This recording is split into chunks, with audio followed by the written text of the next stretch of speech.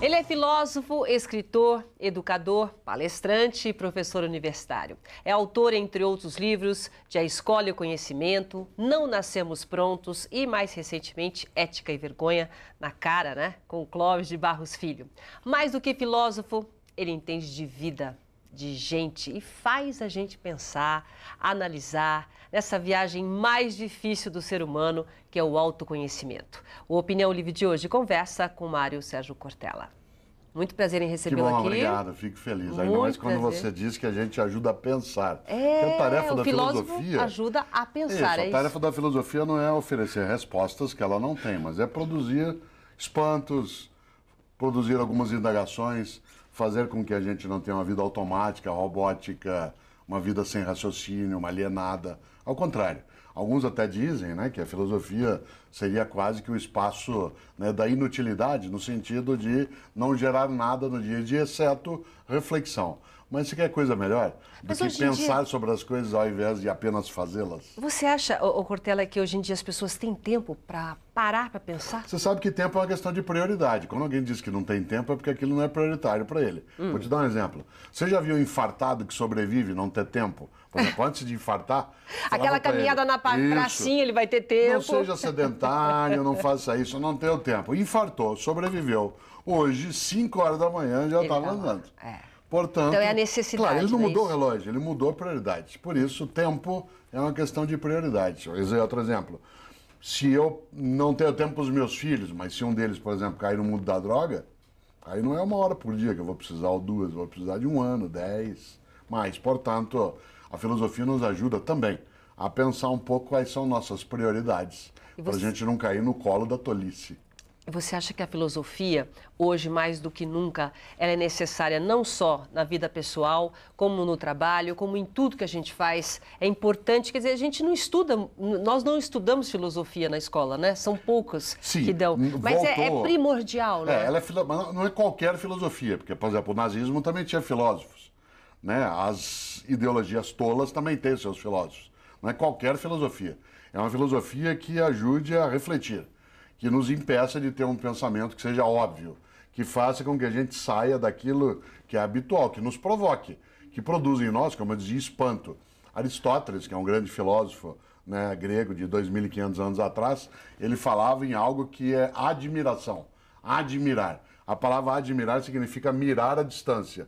É quando eu paro e dou uma olhada. Por isso, talvez um dos lemas da filosofia é aquele da estrada de ferro antiga, que você, porque é jovem, não pegou, mas era assim: pare, olhe, escute. Pare, olhe, escute. Não é só a filosofia que faz isso. Por exemplo, um programa de TV como esse na nossa conversa, ele traz também a filosofia. Traz ela reflexão. Não vem só na escola, Claro. Ela não vem só na TV, não vem só no rádio, no jornal. Ela vem quando nós nos dispomos a interromper um pouco o modo mais automático de viver e pensar assim: por que eu estou fazendo desse jeito? Minha conduta, aquilo que eu tenho como comportamento, será que é o correto? Ou eu faço isso que os outros fazem? Cortella, mas a maioria das vezes é o que você falou. É só quando a gente leva aquele tapa na cara, entendeu? A gente tem que levar um tapa na cara para parar, para realmente refletir alguma coisa. Sim, infelizmente. Às vezes o parto das ideias, ele vem a fórceps. Você sabe que o uso do fórceps, ele tem um nível, às vezes, de agressividade.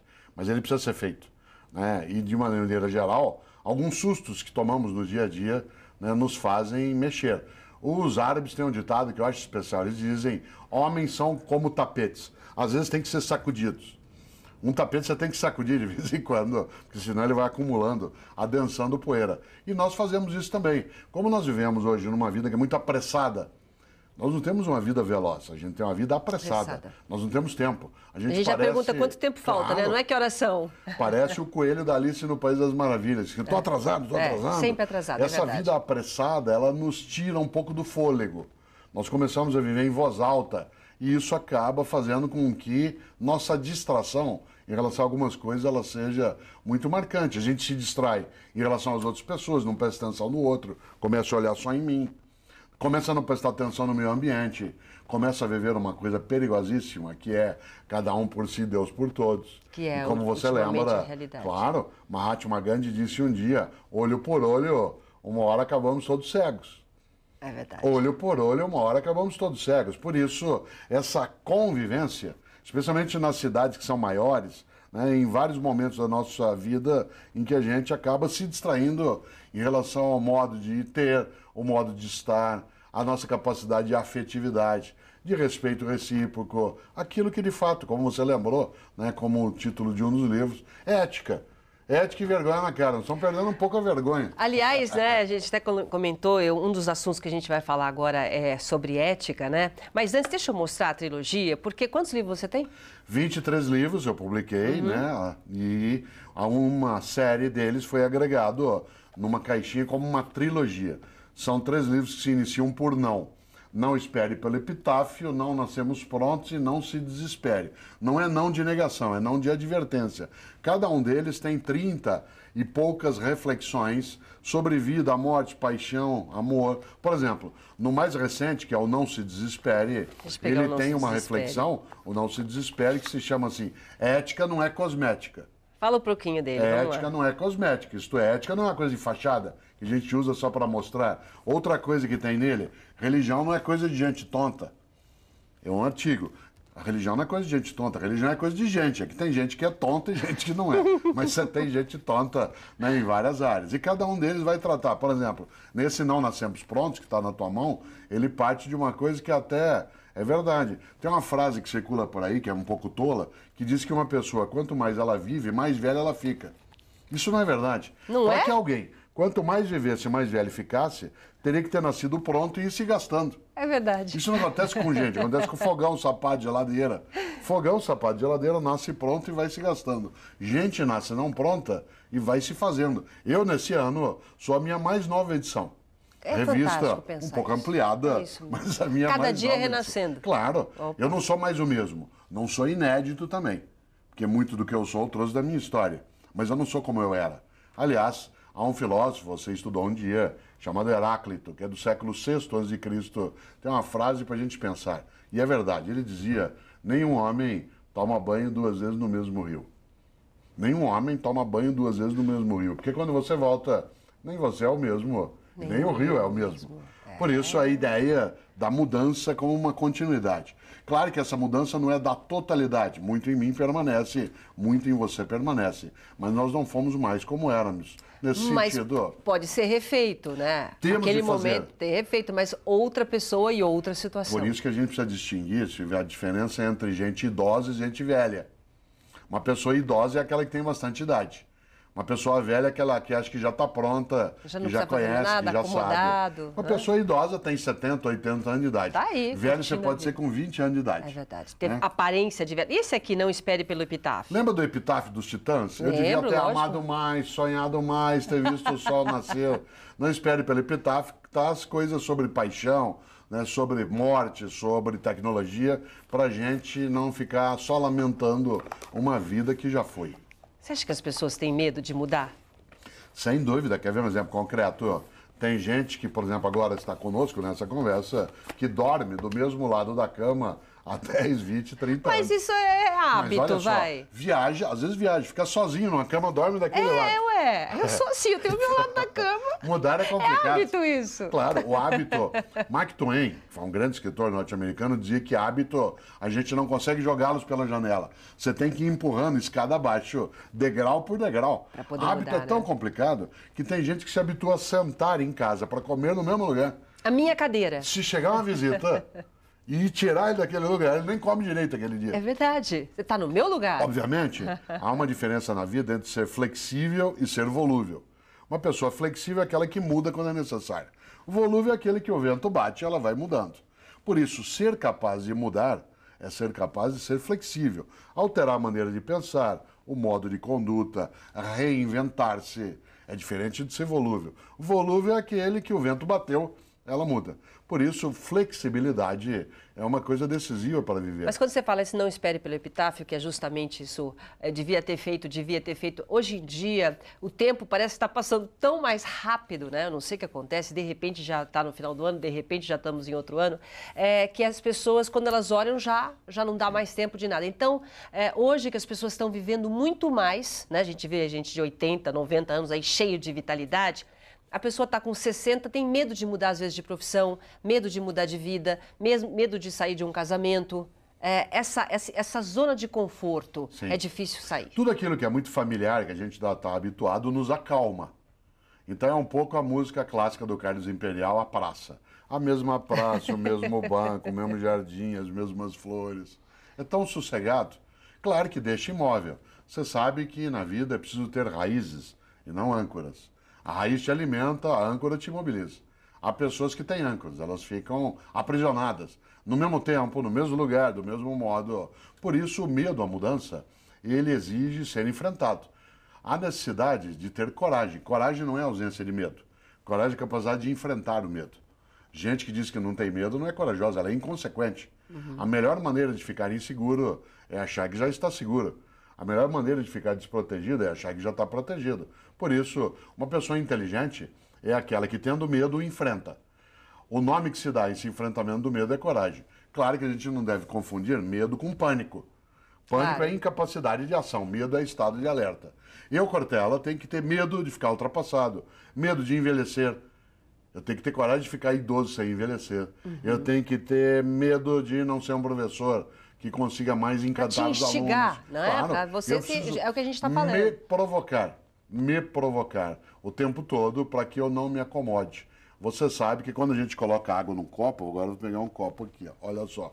Quando você coloca água num copo, a água se conforma ao copo. Isto é, ela fica aprisionada pela forma do copo. Você sabe que a água parada fede. A água parada se perde. A única maneira de você conseguir não feder, isto é, não apodrecer, é ser capaz de transbordar. Transbordar é ir além da borda. E uma das coisas que a gente tem que fazer com a nossa vida, a nossa cabeça, é transbordar. Isto é, ir além daquilo que é o nosso limite. Não é enlouquecer, né? Não é ficar insano, mas é ser capaz de enxergar além daquilo que está à nossa frente. Aquilo que os chineses chamavam tanto a atenção. Eles diziam, quando você aponta a lua bela e brilhante, o tolo olha atentamente a ponta do teu dedo. Certo? Isto é, prestar atenção naquilo que pode ser visto e não apenas naquilo que aponta e que mostra. A gente consegue fazer isso se nós interrompemos um pouco essa insana correria que a gente tem. E é possível fazê-lo de vários modos. Devagarinho. Sentando para cozinhar, de vez em quando fazendo alguma coisa diferente que nunca fez. Ouvir música junto. Ou fazer uma coisa que quando eu era criança fazia muito, era ver formiga trabalhando. Né, que é uma coisa gostosa. Ou uma outra, fazer o que eu não estou habituado. E eu gosto de fazer o que eu não estou habituado para minha mente ficar arejada um pouco. Não é do meu dia a dia cozinhar, mas eu gosto de fazê-lo.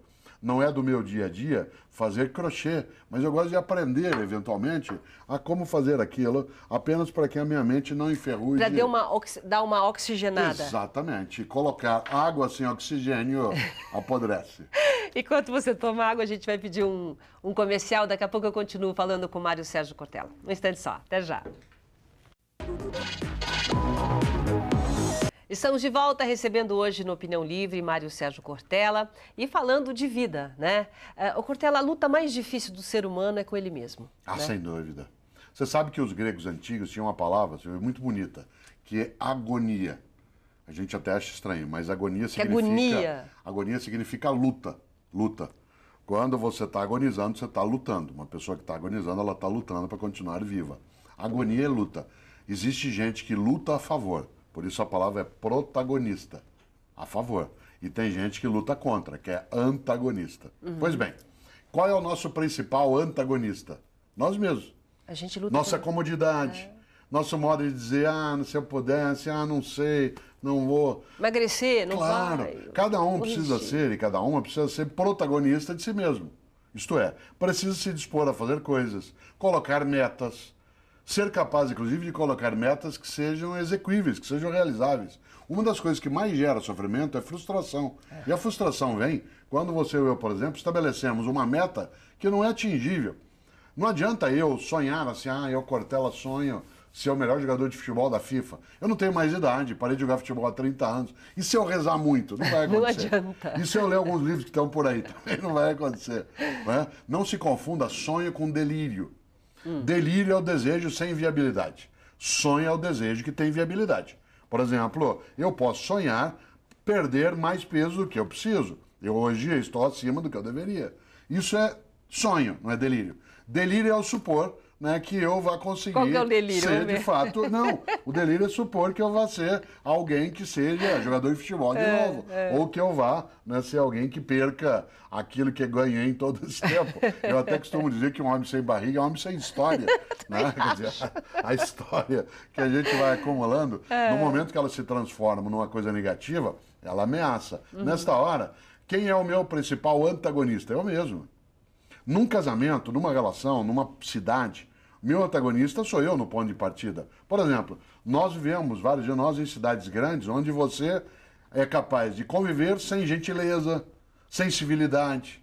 Sem ética. É tudo misturado, Isso, gentileza, claro. ética, O civilidade. que é gentileza? É a capacidade de ter uma relação com as outras pessoas que não seja áspera. Que não seja áspera. Certo? O que é uma relação áspera? Uma relação áspera é aquela que deixa a marca que machuca. Por exemplo, dá aquela quando cutucada, você irrita o outro, irônico, ou você xinga à toa, em vez de ter uma relação que seja afetiva, em que você acolhe. As cidades grandes, elas são difíceis da gente viver, mas eu não preciso só por isso entrar em estado de guerra. Todos e todos vivemos numa cidade, e a cidade ela traz dificuldade de várias áreas para todos. Se nós, além do nosso dia a dia, ainda decidimos que o nosso adversário mais imediato é a outra pessoa, aí fica difícil. Não dá para conviver. Não dá. Não tem saída nessa hora. Né? Eu até gosto de lembrar, Madre Teresa de Calcutá tinha uma frase que é fortíssima. Ela dizia, difícil é amar o próximo. Amar quem está longe é fácil. Amar quem está longe é fácil. Claro, por exemplo, eu tenho pena de alguém que na África padece do ebola. Ou eu fico tocado porque alguém num tsunami, né, na Ásia faleceu. Mas aí é moleza. Duro é quem está na praça, na minha frente, está na porta da minha rua, que eu encontro nos lugares. Amar o próximo, essa é a questão. E por isso, a gentileza, a convivência ética, a decência, ela não depende de uma pessoa ter uma religião ou não. Uma religião pode ajudar ou não, mas ela depende, acima de tudo, de uma decisão. Que eu não serei tolo de imaginar que a minha convivência com as outras pessoas, ela não deva ser uma convivência que seja carinhosa, que seja direta, em que a gente tenha a capacidade, por exemplo, de ser educado no dia a dia, inclusive porque como fazer bem faz bem. Difícil, né? Hoje em dia, cumprimentar qualquer pessoa quando você chega. Claro. Há uma frase antiga, eu gosto muito de ouvi-la, que diz que quando você é gentil, é mais ou menos como uma partilha. É mais ou menos como vela. Se você está com uma vela e deixa que eu acenda a vela que está na minha mão, na tua, acontece uma coisa magnífica, né? Você ganha mais luz e não perde nada. Ah, que legal. Porque quando eu acendo a minha vela na vela que está contigo, você ganha mais luz e a gente não perde nada. A gente só ganha. Portanto, ajudar o outro ilumina. Nada perco ao fazê-lo. Alguns dizem, mas se eu ajudar, você não sabe como é que é. Depois a gente toma o troco. É tonto ser bom porque a gente só leva chumbo. Lamento. Você acha que as pessoas estão muito descrentes? Por isso sim, que não tem essa bastante, gentileza? bastante. Cada um se preocupa com a sua própria vida, quer dizer, cada vez mais. E tem uma coisa de ética misturada nisso ou não? Tem uma ética muito perigosa, que é a ética do individualismo exagerado. É aquela em que eu dizia há pouco contigo, cada um por si, Deus por todos. E a regra na vida tem que ser um por todos e todos por um. Não pode, de maneira alguma. Essa não muda, né? Não, de maneira alguma. Uma das coisas mais fortes na vida é a nossa capacidade de convivência. Convivência. Nós vivemos em condomínio, todos no mesmo lugar, no mesmo domínio. Todas as vezes que a gente rompe, ameaça, que a gente é incapaz de ter essa percepção, nós colocamos a nós mesmos em risco e em ameaça. E nesta hora, a filosofia ela pode sim vir à tona como uma das coisas que nos ajuda a pensar. A ética é uma parte da filosofia, como meditação, como reflexão. O que é ética? Ética é o conjunto de valores e princípios que você e eu usamos na nossa conduta. Aliás, como eu sempre gosto de lembrar, a ética é o conjunto de valores que você tem para responder às 3 grandes questões da vida humana. Porque você e eu temos 3 grandes questões na vida, em relação ao modo como nós conduzimos, que são: quero, posso, devo? Quero, posso, devo. Tem coisas que eu quero, mas não posso, coisas que eu posso, mas não devo, coisas que eu devo, mas não quero. Como é que eu equilibro isso? Isso significa que eu preciso ter valores e princípios em que algumas coisas que eu quero e que eu até eventualmente posso, eu não devo. Há coisas que eu devo, mas não quero. Se eu devo, mas não quero, e a minha vontade precisa ser coerente, eu não posso fazê-lo. Ah, mas se eu não fizer, eu vou ter problema. Assuma. Ética é decisão, é escolha. Há coisas que eu até posso, mas não devo. Por isso, bela reflexão. Este miolo, tudo na vida, até na hora de almoçar, até na hora de jantar, até na hora de, em alguns momentos, você está numa festa, você olha um conjunto de comidas, tem que olhar e pensar assim, quero, posso, mas devo. Não necessariamente. Isso vale em relação à conduta na vida pública, à conduta na vida privada, no negócio. Nem sempre o que eu quero é o que eu devo. Tem que fazer essas 3 perguntas, sempre. então. Quero, posso e devo. Aliás, a cidade de São Paulo, onde moro, ela tem o seu nome vindo de um apóstolo dos cristãos, chamado Paulo. Né? E Paulo, segundo os cristãos, ele produziu um dia uma carta muito interessante. Essa carta é uma epístola, como chamam os cristãos, e 2 delas são ao povo da cidade de Corinto. Portanto, criou-se aí a carta aos Coríntios. Cidade essa que deu nome a um time de futebol britânico, que depois inspirou, né, também um time de futebol no Brasil, pelo óbvio. Pois bem, na primeira carta de Paulo aos Coríntios, ele tem uma frase fortíssima, que você e eu não podemos esquecer nunca, tanto faz se você tem religião ou não, essa é uma decisão. Paulo escreveu, tudo me é lícito, mas nem tudo me convém. Olha só, tudo me é lícito, mas nem tudo me convém. Isto é, eu posso fazer qualquer coisa, porque eu sou livre, mas eu não devo fazer qualquer coisa. O que eu não devo fazer? O que torna imunda a minha trajetória, o que mancha a minha história, o que desonra a minha família, o que ofende a minha comunidade. Por isso, olha básico, que princípio ético bom. O princípio ético já está no início da vida. Tudo me é vida. lícito, mas nem tudo me convém. E tem também a parte da moral, né? A moral da gente que está preservado também alinhado junto com essa ética. Sem dúvida, porque a ética a gente já nasce com a moral moldada. A ética são os teus princípios, a moral é a prática. Não existe ética individual. A ética é sempre de uma comunidade, de um grupo, mas existe moral individual, porque a moral é a prática. Exemplo, eu tenho um princípio ético, o que não é meu, não é meu. Na hora que a gente terminar a nossa conversa, estamos saindo daqui, você esquece teu aparelho celular.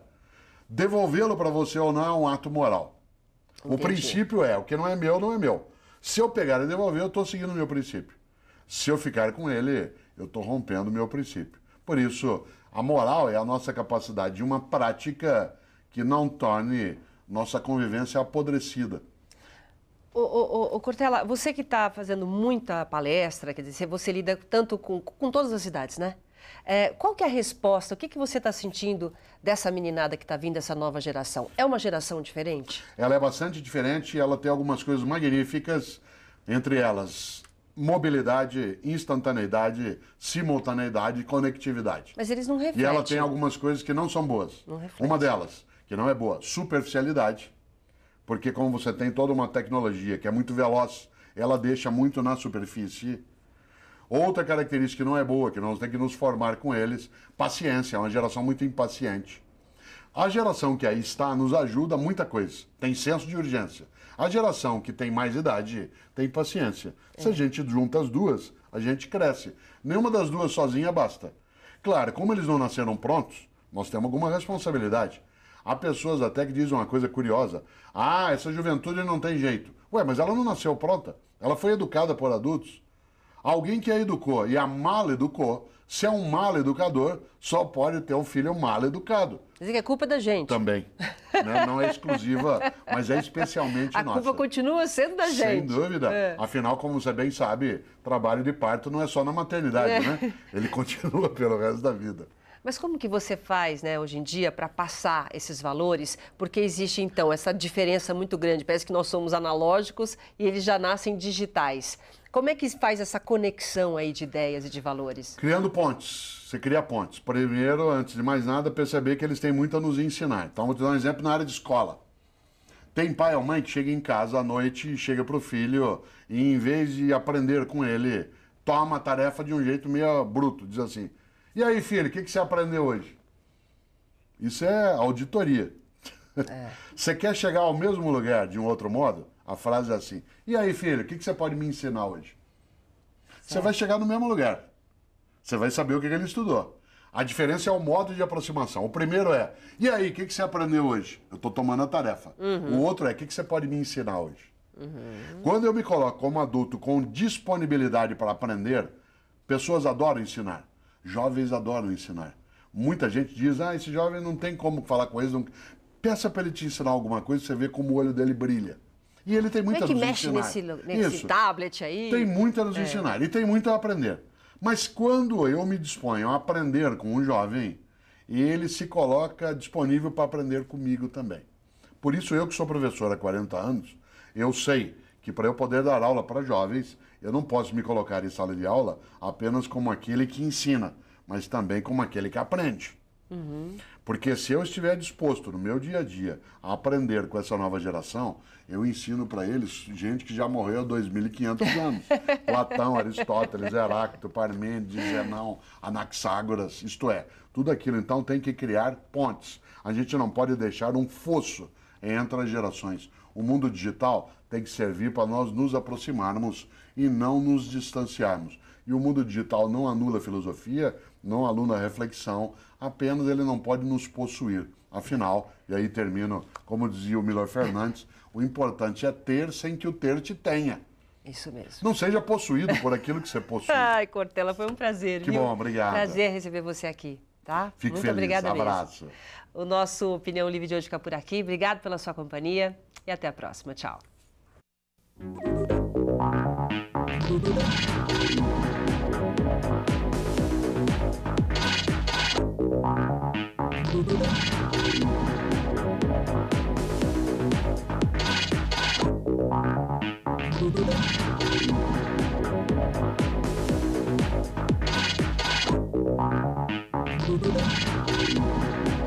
Informações sobre uma vida mais saudável e com qualidade de vida você encontra aqui na TV Unip. No programa Edição Saúde, você se atualiza sobre equipamentos modernos em diagnóstico e tratamento e acompanha reportagens especiais e entrevistas com diversos especialistas na área da saúde. Não perca o Edição Saúde aqui na TV Unip.